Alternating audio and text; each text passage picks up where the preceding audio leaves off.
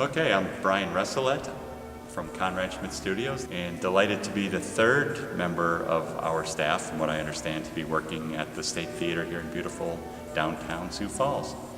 I'm doing a combination of chemical and mechanical exposures. So the chemical exposures are done with paint remover and solvents, and the mechanical exposures are done either with a knife if it's a particularly cooperative surface.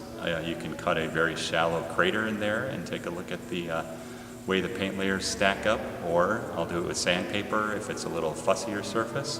And then we'll get a color that's formulated close to what, or as close as possible to what the presenting color is, and then we'll get that and then fine tune it by adding colorants on site, making it up, putting it up next to the exposure, letting it dry, comparing it, adjusting it, and getting it all dialed in.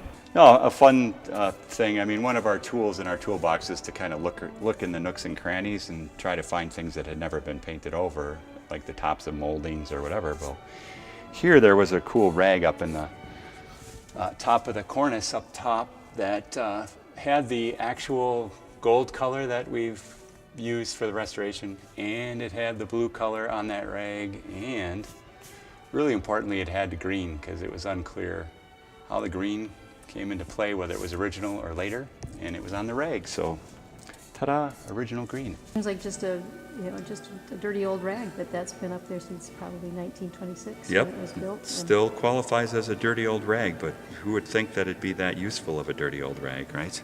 Right. So you're really able to see three different colors on there. Yep. And So the here's the thickest part of the gold that's in the best condition. So that's what I matched my gold paint to, and then. I got a little extra confirmation because I did exposures of the different elements on the frieze stencil, and the center of the cartouche was painted with the gold.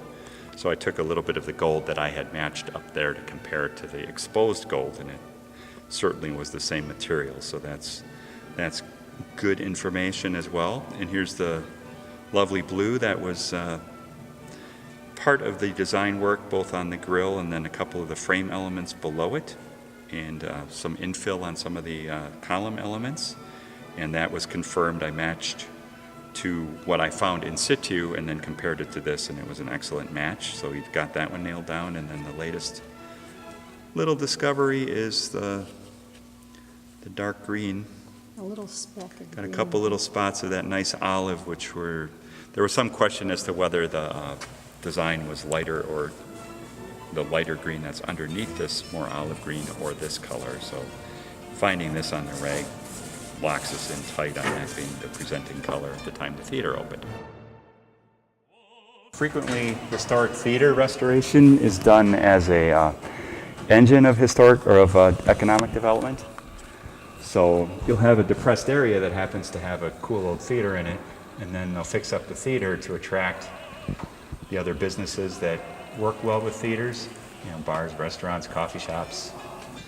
Here, you've already got the economic development, so this is pretty fantastic. I mean, it'll help what's already here in partnership, I think, in a way that'll be quite unique. So it's good. I've seen great successes too. I mean, it's really worked well as that engine. So, I mean, it's just a natural crossover. If there's a restaurant down here, it's like, hey, you want a lot more customers?